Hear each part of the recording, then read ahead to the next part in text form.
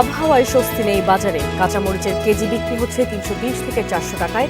সরবরাহ সংকটের অজুহাতে চড়া মাছ পোল্ট্রির দামও। সপ্তাহ পেরোলেও কাটছে না গ্যাস সংকট, বেড়েই চলেছে ভোগান্তি।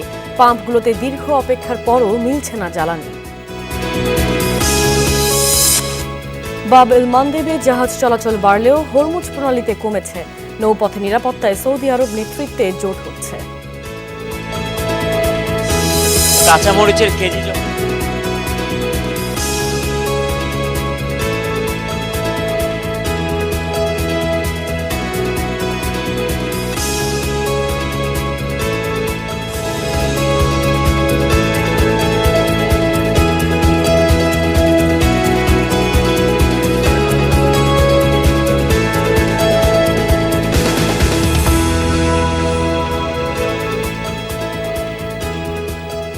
দর্শক আমন্ত্রণ বিজনেস স্টোরিতে, আপনাদের সাথে আছে আমি কাশফিয়া রুহি। এতক্ষণ শিরোনাম দেখছিলেন, এবার বিস্তারিত। নগরবাসীর জন্য কোনো স্বস্তির খবরই দিতে পারছে না সবজির বাজার, কেননা ১৬০ টাকা কেজি কাঁচামরিচ এখন মানভেদে বিকোচ্ছে ৩২০ থেকে ৪০০ টাকায়। আমদানি না হওয়ায় বাড়ছে পেঁয়াজের দামও। পেঁপে, লাউ, পটল ছাড়া বেশিরভাগ সবজি কিনতে খরচ হচ্ছে ১০০ টাকার উপরেই। ভারী বৃষ্টি জলাবদ্ধতায় ফলনের ক্ষতিতে যে সংকট দেখা দিয়েছে, নতুন সবজি বাজারে না ওঠা পর্যন্ত তার সমাধান নেই বলছেন বিক্রেতারা। কাঁচামরিচের কেজি যখন ৮০-১০০ টাকা থেকে বেড়ে ১৬০ টাকায় চলে গেল, তখনই কিন্তু আমাদের পিলে চমকে যাওয়ার জোগাড়। সেই কাঁচামরিচ এখন বিক্রি হচ্ছে ৩৫০ থেকে ৪০০ টাকা পর্যন্ত। আমদানির অভাবে পেঁয়াজের দামও কেজি প্রতি বেড়েছে ১০ থেকে ১৫ টাকা। পেঁপে, লাউ ছাড়া বেশিরভাগ সবজির দামই এখন ১০০ টাকা ছাড়িয়েছে। সীমিত আয়ের মানুষ যে বেশ বিপাকে পড়েছেন, তার নতুন করে বলার কিছু নেই। কাঁচামরিচ এই সিজনে, বৃষ্টির সিজনে তো আপনার কম থাকে, মানে খেতিটা নষ্ট হয়ে যায়, উঠাইতে পারে না। এলচি হই না, শুধু বাংলাদেশের পেঁয়াজ। আর পেঁয়াজ যা হয়েছে প্রত্যেকের সঙ্গে যে রাখছে সঙ্গের মধ্যে বলে পেঁয়াজ, অনেক পেঁয়াজ পচা যায়। অনেক সময় সবজি দেখা গেছে একটা মাল প্রয়োজন, কিন্তু এটা কম কিনতে হচ্ছে আর কি, অথবা কেনাই হচ্ছে না। বিক্রেতারা বলছেন বৃষ্টির কারণে প্রচুর পরিমাণে সবজি নষ্ট হয়েছে। এ কারণে সরবরাহ দেখা দিয়েছে এক ধরনের সংকট, আর সেই সংকটের কারণেই দামের লাগাম কোনোভাবেই টানা যাচ্ছে না। বন্যার কারণে সবজির দাম একটু বেশি, আর সরবরাহ কম আসে, তার জন্যই দামটা আরও বেশি। বর্ষময়াদি নামের তরকারি, নতুন তরকারি না এলে দাম কমবো না। ঢাকার বাইরের খবর জানতে আমরা যাচ্ছি কক্সবাজার সহকর্মী এহসান আল কুতুবির কাছে। ধন্যবাদ হুমায়ুন। আমি এই মুহূর্তে আছি কক্সবাজারের বাহারছড়া বাজারে। ভারী বর্ষণ এবং বন্যা হয়েছে, সেই বন্যার ফলে কিন্তু সবজি ক্ষেতের ব্যাপক ক্ষতি হয়েছে। কাঁকরোল ১২০ টাকা এবং আগে ছিল যেটি ৪০ টাকা ৫০ টাকা এরকমই। পটল ৮০ টাকা এবং যেটি আগে ছিল ৬০ টাকা। আগে তো কম ছিল, এখন একটু হালকা একটু দাম বাড়তি, বেগুন ১২০ টাকা, এই যে মরিচ এখন ২০০-২৫০ টাকা চলে আর কি। বর্তমান বাজার আসলে টাকা ব্যাগ ভর্তি টাকা আনবেন আর পলিথিন ভর্তি বাজার নিয়ে যাবেন। উত্তরবঙ্গের খবর জানার জন্য সেখানে রয়েছেন আমাদের সহকর্মী মাজাহারুল মান্নান। ধন্যবাদ কুতুবি। রংপুর সহ উত্তরাঞ্চলের যদি সবজির বাজারের তথ্য দিতে চাই, তাহলে সেটি কিন্তু একেবারেই ঊর্ধ্বমুখী।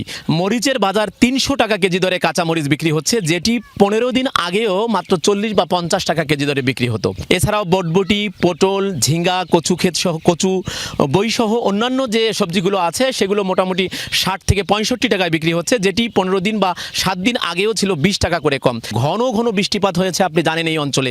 এই বৃষ্টিপাতের কারণে প্রত্যেকটি জায়গায় যে সমস্ত আবাদ হয়েছিল সবজির, সব জায়গায় আবাদগুলো মরে যাচ্ছে। আবার যত কিছু করে কলা টলা যত কিছু আছে সব কিছু নেওয়া হইতেছে, বৃষ্টির কারণে নষ্ট হইতেছে। আবার দাবি যাচ্ছে, জমি নিরাইতে পারতেছে না, আবার এই যে সার পাঁচ লাগাইতে পারতেছে না। মাছারি বাচ্চা আছে না, ওই মাছারি গেলে এখানে দাম কমবে, এর আগে কমবে না। এই ছিল আমার কাছে উত্তরাঞ্চল থেকে শাক সবজির বাজারের খবর। বৈরী আবহাওয়ার কারণে রাজধানীর মাছ বাজার বেশ ঊর্ধ্বমুখী। সপ্তাহের ব্যবধানে জাত ভেদে দাম বেড়েছে ৫০ থেকে ১০০ টাকা। দোকানিরা বলছেন জ্বালানির সংকটের কারণে পরিবহনের ভাড়া বেড়েছে, যার ধাক্কা লেগেছে মাছের দামে। ওইদিকে ব্রয়লার ও সোনালী মুরগির দামও খানিকটা বেড়েছে। ডিমের দোকানেও নেই স্বস্তি। মাস জুড়ে রাজধানীর মাছ মুরগি বাজারে কোনো নাগাল পাওয়া যাচ্ছে না, যেন দাম বৃদ্ধির কোনো প্রতিযোগিতা শুরু হয়েছে। সাপ্তাহিক ছুটির দিনে মাছ বাজার যেন আরো চড়া। মিঠাপানির বড় মাছ কেজিতে বেড়েছে ৫০ থেকে ১০০ টাকা পর্যন্ত। ব্যবসায়ীদের সরবরাহ সংকট আর বাড়তি পরিবহনের খরচের অজুহাতে নাকাল সীমিত আয়ের মানুষরা। খেতে হবে, সবার তো টাকা নাই, সবাই তো একই সমান না।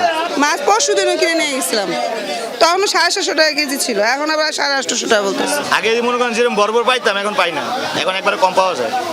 আগে তো ভরপুর পাইতাম। মাছের দাম তো জায়গায় বেশি, আমরা কি আর বেশি রাখি? আমরা 50 টাকা কি 40 টাকা লাভ করি কেজি প্রতি। স্বস্তি নেই পোলট্রির বাজারেও। ব্রয়লারের কেজি কিনতে গুনতে হচ্ছে 180 টাকা, যা কিছুদিন আগেও বিক্রি হতো 160 টাকায়। সোনালী মুরগি খরিদে পকেট থেকে খরচ হবে 320 টাকা, তবে দেশি মুরগির দাম কিছুটা কমে মিলছে 650 টাকায়। একটা সিন্ডিকেট, ওদের এখানে যোগাযোগ থাকে, বর্তমান মিডিয়ার যুগ, তারপর মোবাইলের সাথে যেখানে যদি ইচ্ছাগুলি বানায় নিতে পারে না, আমরা তো ভোক্তা নিরুপায়, আমাদের কিনতে হবে, বাজারে আসতে হবে। আমরা তো লোকাল মহাজন থেকে কিনি, মহাজনরা কোম্পানি থেকে মুরগি কিনে। আগে ব্রয়লার বেচছে 160 টাকা 50 টাকা, এখন ব্রয়লার 190 টাকা হয়ে গেছে, 80 টাকা 90 টাকা ব্রয়লার। সীমিত আয় মানুষের প্রোটিনের শেষ ভরসা। ডিমের দামও ঊর্ধ্বমুখী, ডজন বিক্রি হচ্ছে 135 টাকা বেশিতে। ক্রেতাদের অভিযোগ, তদারকির অভাবে ইচ্ছামতো দাম হাঁকানোর সুযোগ পাচ্ছে ব্যবসায়ীরা। শাহদিন অন্তরা, যমুনা নিউজ, ঢাকা।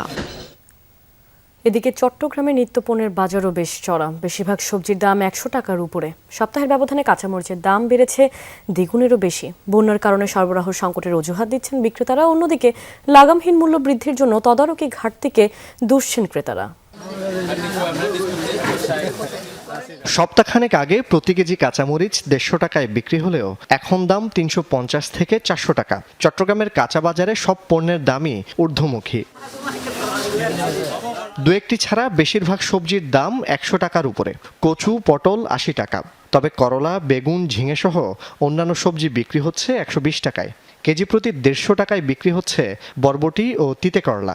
সব কিছুই আমরা অ্যাভেলেবেল পাচ্ছি, কিন্তু তারপর ধরো 100-120 টাকার নিচে, সর্বনিম্ন 80 টাকার নিচে কোনো সবজি আমরা পাচ্ছি না। সুলভই আমাদের ভোগান্তি, আমরা মনে করি যে এটা 50 টাকা 60 টাকা হইলে একটা রিজনেবল বাজার থাকে। সমস্যা হচ্ছে যে এখন আমাদেরও সীমিত ইনকামের মধ্যে এখন বাজার করতে হয়, এখন দাম বেড়ে গেলে তো আমাদের আসলে কষ্ট হয়। বাজারে সরবরাহ পর্যাপ্ত, ট্রাকে ট্রাকে আসছে নানা পদের সবজি, তবে ব্যবসায়ীদের দাবি বন্যা ও বৃষ্টির কারণে চাহিদার তুলনায় সরবরাহ কম। সাপ্লাই মোটামুটি আছে, দামটা এখন চড়া।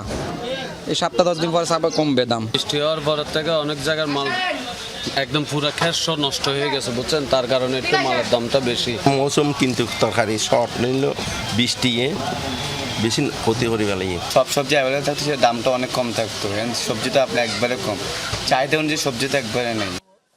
কাঁচা বাজারে কোনো দোকানেই নেই মূল্য তালিকা, নেই প্রশাসনের তদারকি। এই সুযোগে ব্যবসায়ীরাও ইচ্ছামতো দামে বিক্রি করছেন বলে অভিযোগ ক্রেতাদের। ট্রান্সপোর্টেশন এবং আপনার মধ্যস্বত্ব যেটা বলা হয়, ওখানে হলো খরচটা বাড়ি যাচ্ছে। সরকার যদি মানে আরো কন্ট্রোলে রাখতো তাহলে আমরা উপকৃত হতাম। কোনো মনিটরিং নেই, কোনো একটা ম্যাজিস্ট্রেট, কোনো কেউ আসতেছে না। এগুলো যদি আসে, বাজার কিছু নিয়ন্ত্রণ আসতে পারে। জুবায়েত ইবনে শাহাদাত, যমুনা নিউজ, চট্টগ্রাম। এলএনজি সরবরাহ কমায় সপ্তাহ পার হলেও কাটছে না গ্যাসের সংকট, এতে ভোগান্তি বেড়েছে জনজীবনে। সকাল থেকে রাজধানীর বিভিন্ন ফিলিং স্টেশনে ভোগান্তির এমন চিত্র দেখা যাচ্ছে। সিএনজি চালিত যানবাহনের দীর্ঘ লাইন, চালকরা জানান ভোররাত থেকে তারা গ্যাসের জন্য অপেক্ষা করছেন। গ্যাস সংকটের প্রভাব পড়েছে চালকদের আয় রোজগারেও।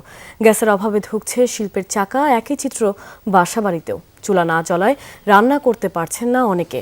গ্যাস পাম্প কর্তৃপক্ষ বলছে চাপ কম থাকায় চাহিদা অনুযায়ী গ্যাস সরবরাহ সম্ভব হচ্ছে না।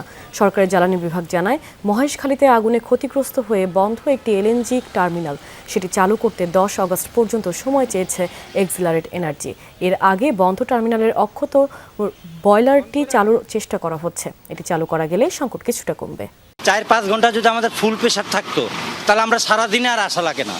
কিন্তু 3-4 করে যদি গ্যাসই নেওয়া লাগে, অন্তত 3 ঘন্টা করে হলেও 3 9 ঘন্টা। 50 টাকার পাইলে আমরা মনে করেন আবার যদি 500 টাকা মারি, তাহলে মনে করেন আবার গ্যাসটা শেষ হয়ে যায়, আবার অন্য পাম্পে ঢুকি, আবার 4-5 ঘন্টা লাগে। আমাদের এখানে 2 সপ্তাহ ধরে পুরোপুরি গ্যাস নেই, একেবারেই নেই। স্থানীয় বাজারে তেজাবি স্বর্ণের দাম বেড়ে যাওয়ায় ভ্যাট সহ নতুন দর নির্ধারণ করেছে বাংলাদেশ জুয়েলার্স অ্যাসোসিয়েশন বাজুস। এবার ২,২১৬ টাকা বাড়িয়ে প্রতি ভরির দাম ২,২৩,০৭৪ টাকা নির্ধারণ করা হয়েছে। সকাল থেকে কার্যকর হয়েছে নতুন দর। ২১ ক্যারেট প্রতি ভরি স্বর্ণের মূল্য ২,১৩,০৪৩ টাকা, ১৮ ক্যারেটের প্রতি ভরি ১,৮২,৯৫০ টাকা, আর সনাতনী পদ্ধতির প্রতি ভরি স্বর্ণ বিক্রি হচ্ছে ১,৪৯,৪৭৪ টাকায়। স্বর্ণ ও রূপার অলংকারের বিক্রয় মূল্যের সঙ্গে ভ্যাট যুক্ত থাকায় গ্রাহকদের কাছ থেকে আলাদাভাবে ভ্যাট আদায় করা যাবে না, তবে অলংকারের ডিজাইন অনুযায়ী মজুরি ধার্য করা হবে।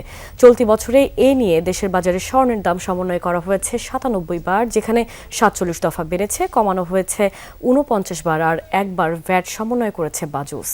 রাঙামাটির বাঘাইছড়ি সীমান্তে অভিযান চালিয়ে বিদেশি অস্ত্র ও সিগারেট জব্দ করেছে বিজিবি ২৭। রাতে উপজেলার মাঝিপাড়া ১৬ কিলোমিটার এলাকায় এই অভিযান পরিচালিত হয়। এ সময় তাদের উপস্থিতি টের পেয়ে পাহাড়ি এলাকায় পালিয়ে যায় ২ চোরা কারবারি। পরে ঘটনাস্থল তল্লাশি করে একটি ৭.৬২ মিলিমিটার বিদেশি পিস্তল, ৭ রাউন্ড তাজাগুলি এবং ১০ কার্টুন বিদেশি সিগারেট জব্দ করা হয়। মারিশা জোনের অধিনায়ক লেফটেন্যান্ট কর্নেল জাহিদুল ইসলাম জাহিদ জানান, সীমান্তে চোরাচালান প্রতিরোধে বিজিবির টহল জোরদার করা হয়েছে।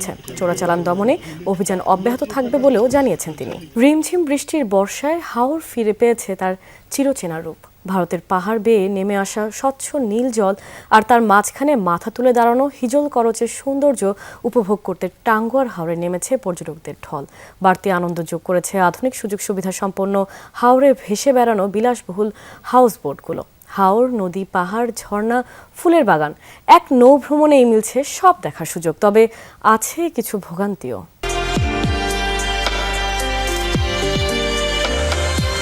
উন্মুক্ত লাউঞ্জ, হাঁটাচলার লবি, আলোকসজ্জা, সুসজ্জিত কামরা আর ২৪ ঘন্টায় বিদ্যুৎ, সাথে এসি, অ্যাটাচ ওয়াশরুমে সব ধরনের সুযোগ সুবিধা। বাচ্চাদের জন্য সুইমিং পুল, সবুজ ঘাসে মোড়ানো রুফটপে বুফেট ডাইনিংয়ে বসে পাহাড় আর নীল পানি উপভোগ করতে করতে দুপুরের খাবার। রুমের সাথে বেলকনি, ভেতরে শুয়ে হাওরের চলন্ত দৃশ্য উপভোগ। সার্বক্ষণিক নিরাপত্তায় সিসি ক্যামেরা। কি নেই এখানে? ভেতরে যেমন বিলাসিতা, তেমনি বাইরে থেকে দেখলেও মনে হবে যেন হাওরে পানির উপর ভেসে বেড়াচ্ছে 5 স্টার মানের বিলাসবহুল হোটেল। প্রিয়জন কিংবা পরিবার নিয়ে বিশেষ মুহূর্তকে স্মরণীয় করতে চোখের সৌন্দর্য আর মনের প্রশান্তির জন্য তৈরি করা হয় এমন আবাসন। হার মানাবে ইট পাথরের 5 স্টার হোটেলে থাকার বিলাসিতাকেও। আমার মনে হয় যে বিদেশের যে বাংলাদেশেই অনেক সুন্দর সুন্দর জায়গা আছে ঘোরার মতো, বিশেষ করে টাঙ্গুয়ার এখন এত ভালো লেগেছে আমার, যেটা বলার মতো না। আমরা এখানে এসে অনেক এনজয় করলাম, আর এখানে বোর্ডের সার্ভিসটা আমাদের কাছে অনেক হ্যাপিনেস লাগছে। তুমি সে আমাদের খুবই ভালো লাগলো, আমাদের এই বোটের সার্ভিসগুলো ভালো লাগলো, ওদের খাবার দাবার, ওদের আত্মীয়তা, ওদের আচার ব্যবহার ভালো লাগছে। ভরা বর্ষায় পাহাড় বেয়ে আসা ঝর্ণার স্বচ্ছ পানির উপমোহ নিয়ে ময়ূরের মতো টাঙ্গুয়ার হাওর মেলে ধরেছে তার অপার সৌন্দর্যের পেখম। এই অপরূপ সৌন্দর্য উপভোগ করতে প্রতিদিন সুনামগঞ্জে ছুটছেন হাজারো পর্যটক।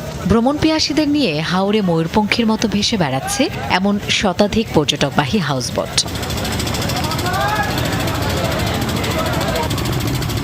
আল্লাহর সৃষ্টি যে এত সুন্দর, আসলে না আসলে বোঝা যাবে না। অপরূপ সৌন্দর্য। এটা হচ্ছে আমার বেস্ট এক্সপেরিয়েন্স নৌকাতে। খুব মজা লেগেছে। আমরা বর্ষা পানি দেখার জন্য এসেছি, আমাদের খুব আসার শখ ছিল। এসে আমরা মোবাইলে তারপর টিভিতে যেমন দেখতাম তার চাইতে অনেক অনেক বেশি ভালো লাগছে এখানে এসে। ওয়াচ টাওয়ার আসলাম প্রথমেই, এর আগেও আসছিলাম আমরা, খুবই ভালো লাগে এখানে আসলে, এই জন্য দ্বিতীয়বারের মতো আসা এবছর। প্রতি বছর গেস্টের ডিমান্ডের কথা চিন্তা করে হাউসবোট গুলো হয়েছে, হাউসবোট গুলো ডেভেলপড হচ্ছে। তেমনি আমাদের দা আর্কের মতো অনেকগুলো হাউসবোট আছে যেগুলো হচ্ছে 3 স্টার থেকে 5 স্টার মানের সুবিধা দিচ্ছে। তবে সৌন্দর্যের সাথে আছে নানা ভোগান্তিও। হাওরের পর্যটন বিকাশে সবচেয়ে বেশি প্রয়োজন যোগাযোগ ব্যবস্থার উন্নয়ন।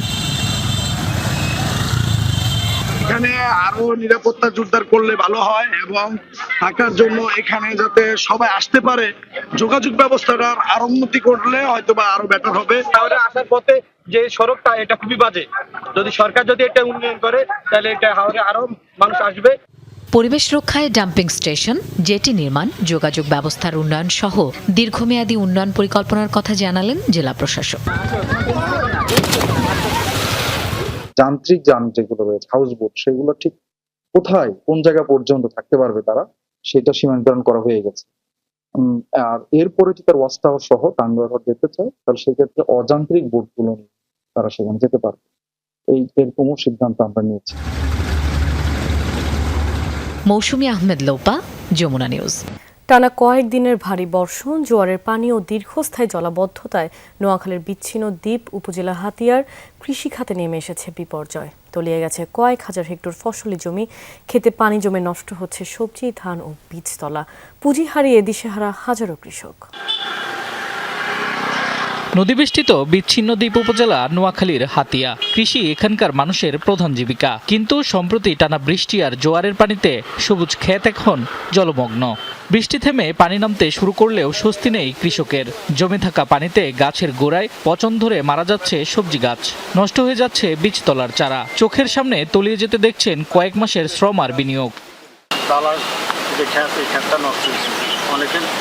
আপনার বীজ হালাইছি, বীজ ধান তলে রয়ে গেছে। আমি 3 কাঠা জমিনে 15 কেজি ধান ফালাইছি, ফালাই দেওয়ার পরে বীজটা নষ্ট হয়ে গেছে। নষ্ট হয়ে যাওয়ার পরে আবার বাজার থেকে করতে হইবে, আবার কিনে আনি, তারপর আবার আরেক জায়গাতে জমাটা করতে হয়েছে। আমার বেগুন ক্ষেতটা অনেক নষ্ট হয়ে গেছে। এখন তো কোনো বীজ নেই, আবার যেন শূন্য লাগাবো ওই জমিতেও নাই। শুধু সবজি ক্ষেত নয়, জলাবদ্ধতায় ক্ষতিগ্রস্ত হয়েছে উপজেলার বিস্তীর্ণ ফসলি জমি। তলিয়ে গেছে আউশ ধান, আমনের বীজতলা, মৌসুমী শাকসবজি, ফলের বাগান, মরিচ ও পানের বরজ। প্রায় 25,000 হেক্টর জমির ফসল নষ্ট হয়। আর্থিক সংকটে পড়েছেন 80,000 কৃষক। ক্ষতিগ্রস্ত কৃষকদের অভিযোগ, মাঠ পর্যায়ে কৃষি বিভাগের সহযোগিতা এখনো পর্যাপ্ত নয়। কৃষক যারা মাঠে একটু ফসল ফলে আমাদের ফসলগুলো আসার সময় আমাদের যে 1-1.5 লাখ টাকা 2 লাখ টাকা আমাদের ক্ষতি হয়ে যায় এক একটা বন্যার কারণে, কিন্তু কৃষক আবার নতুন করে চালান দিতে গিয়ে তাদের কিছুই থাকে না। আমি যে নতুন করে আবার কিছু করবো, আমার কাছে কিছুই নেই। যে আমাদের এলাকাতে কৃষি অফিসার আছে, উনিও আসি দেখে নাই। কৃষি বিভাগের দাবি, ইউনিয়ন ভিত্তিক ক্ষয়ক্ষতির তথ্য সংগ্রহ করে এরই মধ্যে জেলা কার্যালয়ে পাঠানো হয়েছে। সরকারি বরাদ্দ পেলেই ক্ষতিগ্রস্ত কৃষকের মাঝে প্রণোদনা ও সহায়তা পৌঁছে দেওয়া হবে। আর্থিকভাবে যদি হিসাব করি সম্ভব প্রায় 20 কোটি টাকার মতো ক্ষয়ক্ষতি হতে পারে। এটা আমরা প্রথমে প্রাথমিক একটা ক্ষয়ক্ষতির রিপোর্ট প্রেরণ করেছি, পরবর্তীতে আমরা একটা ঊর্ধ্বতন কর্তৃপক্ষের কাছে চূড়ান্ত প্রতিবেদন প্রেরণ করেছি। এই প্রতিবেদনের প্রেক্ষিতে ভবিষ্যতে হয়তো প্রণোদনার কোনো কার্যক্রম আসলে সেটার মাধ্যমে কৃষকদেরকে পুনর্বাসিত করা হবে। উপজেলা কৃষি বিভাগের তথ্য অনুযায়ী টানা বর্ষণে 21,520 হেক্টর আউশ ধান, 1,920 হেক্টর আমন ধানের বীজতলা, 950 হেক্টর মৌসুমী শাকসবজি, 58 হেক্টর ফলের বাগান, 4 হেক্টর মরিচ এবং 10 হেক্টর পানের বরজ ক্ষতিগ্রস্ত হয়েছে। শামস তাবরিজ উচ্ছ্বাস, যমুনা নিউজ। এ সপ্তাহে মার্কিন ডলারের দর 5 পয়সা বাড়লেও মোটামুটি অপরিবর্তিত ছিল অন্যান্য বিদেশি মুদ্রার দাম। এনসিসি ব্যাংকের তথ্য মতে সপ্তাহের ব্যবধানে মার্কিন ডলার বৃহস্পতিবার সর্বোচ্চ লেনদেন হয়েছে 123 টাকা 95 পয়সা দরে। সোমবার পাউন্ড সর্বোচ্চ লেনদেন হয় 167 টাকা 18 পয়সা। বুধবার সর্বনিম্ন দর ছিল 166 টাকা 48 পয়সা। বৃহস্পতিবার ইউরো সর্বোচ্চ লেনদেন হয়েছে 143 টাকা 38 পয়সা। সর্বনিম্ন দর ছিল 142 টাকা 27 পয়সা। পার্থক্য নেই অস্ট্রেলিয়ান ডলারের বিনিময় মূল্যে। বৃহস্পতিবার সর্বোচ্চ দর ছিল 86 টাকা 75 পয়সা, 86 টাকা 13 পয়সা সর্বনিম্ন ছিল মুদ্রাটি। আর 30 টাকার মধ্যে লেনদেন হয়েছে মালয়েশিয়ান রিঙ্গিতের দর। বৃহস্পতিবার সর্বোচ্চ 96 টাকা 61 পয়সায় লেনদেন চলেছে সিঙ্গাপুর ডলারে। রবিবার সর্বনিম্ন 96 টাকা 32 পয়সা ছিল মুদ্রাটির। সামান্য বেড়েছে সৌদি রিয়ালের দর। বৃহস্পতিবার সর্বোচ্চ 33 টাকা 1 পয়সা লেনদেন হয়েছে মুদ্রাটি। পরিবর্তন ছিল না কানাডিয়ান ডলারে। সোমবার সর্বোচ্চ লেনদেন হয় 88 টাকা 37 পয়সা। বুধবার সর্বনিম্ন লেনদেন হয় 87 টাকা 78 পয়সা দরে। ভারতীয় রুপির জন্য সর্বোচ্চ গুনতে হয়েছে 1 টাকা 30 পয়সা। বিনিয়োগ ও কর্মসংস্থান বাড়াতে ব্যাংক ঋণের সুদের হার কমানোর উদ্যোগ নিয়েছে বাংলাদেশ ব্যাংক। এই জন্য নীতি সুদহার বা রেপো রেট কমিয়েছে। 10% থেকে 50 বেসিস পয়েন্ট কমিয়ে নীতি সুদহার নির্ধারণ করা হয়েছে 9.50%। এর ফলে কেন্দ্রীয় ব্যাংক থেকে বাণিজ্যিক ব্যাংকগুলো আগের তুলনায় কম সুদে অর্থ ধার নিতে পারবে। এতে গ্রাহক পর্যায়েও ঋণের সুদহার কমবে বলে আশা করছেন সংশ্লিষ্ট ব্যক্তিরা। দীর্ঘ 21 মাস পর এই সিদ্ধান্ত নিয়েছে বাংলাদেশ ব্যাংক। বৃহস্পতিবার বাংলাদেশ ব্যাংকের মনিটারি পলিসি কমিটির সভায় এই সিদ্ধান্ত নেওয়া হয়। নতুন নীতি সুদহার আগামী রোববার থেকে কার্যকর হবে। অভ্যন্তরীণ বৈশ্বিক মূল্যস্ফীতি, দেশীয় বিনিয়োগ প্রবৃদ্ধি এবং বৈদেশিক লেনদেনের ভারসাম্যের সামগ্রিক পরিস্থিতি পর্যালোচনা করে নীতি সুদহার কমানোর সিদ্ধান্ত নিয়েছে বাংলাদেশ ব্যাংক। এতে বিনিয়োগ বৃদ্ধি, কর্মসংস্থান সৃষ্টি ও অর্থনৈতিক প্রবৃদ্ধি ত্বরান্বিত হবে। লোহিত সাগরের বাব এল মান্দে প্রণালী দিয়ে বাড়ছে জাহাজের চলাচল। হুতির সমুদ্র অবরোধের হুমকি সত্ত্বেও গেল বৃহস্পতিবার বাব এল মানদেব দিয়ে চলাচল করেছে অন্তত 25টি জাহাজ, যার মধ্যে 18টি জাহাজ জলপথে প্রবেশ করে এবং 7টি জাহাজ পাড়ি দিতে সক্ষম হয়। এ তথ্য নিশ্চিত করেছে শিপিং ডেটা সরবরাহকারী প্রতিষ্ঠান কেপলার। এর মধ্যে ছিল 2টি তেলবাহী জাহাজ ও বেশ কয়েকটি ট্যাঙ্কার। এর আগে বুধবারও 28 জাহাজ এই প্রণালী পাড়ি দিয়েছে, যা অন্য যে কোনো সময়ের তুলনায় বেশি। অন্যদিকে হরমুজ প্রণালীতে জাহাজ চলাচল সীমিত হয়েছে। বৃহস্পতিবার জলপথটিতে প্রবেশ করেছে মাত্র 2টি জাহাজ। লোহিত সাগর ও এডেন উপসাগরে সুরক্ষিত নৌ চলাচলের স্বার্থে বাংলাদেশ সহ 13 দেশ নিয়ে সামরিক জোট গঠনের ঘোষণা দিয়েছে সৌদি আরব। এদের মধ্যে তুরস্ক, কুয়েত, বাহরাইন, কাতার, জর্ডান, মিশর ও পাকিস্তানও রয়েছে। বৃহস্পতিবার সৌদি প্রতিরক্ষা মন্ত্রণালয় জানায় এ তথ্য। মাল্টিন্যাশনাল মেরিটাইম ডিফেন্স অ্যালায়েন্স নামে এই জোটের লক্ষ্য আন্তর্জাতিক বাণিজ্য ও জ্বালানি পরিবহনের গুরুত্বপূর্ণ সমুদ্রপথে অবাধ নৌ চলাচল নিশ্চিত করা, একই সাথে সদস্য দেশগুলোর মধ্যে সামুদ্রিক প্রতিরক্ষা সহযোগিতা বাড়ানো। জোটের সদস্যরা গোয়েন্দা, তথ্য বিনিময়, যৌথ পরিকল্পনা, সামরিক মহড়া ও সামুদ্রিক অভিযান পরিচালনা করবে। তবে এটি সম্পূর্ণ প্রতিরক্ষামূলক জোট এবং কোনো নির্দিষ্ট দেশকে লক্ষ্য করে গঠন করা হয়নি বলেও দাবি রিয়াদের। মধ্যপ্রাচ্যে চলমান উত্তেজনার মধ্যে বিশেষ করে ইয়েমেনের ইরান সমর্থিত হুতি বিদ্রোহীদের হামলায় বাব এল মানদেব ও লোহিত সাগরের নৌপথ ঝুঁকির মুখে পড়ায় এই জোট গঠিত হয়েছে। দর্শক, এই ছিল বিজনেস টুডের এখনকার আয়োজনে। এতক্ষণ সাথে থাকার জন্য ধন্যবাদ সবাইকে।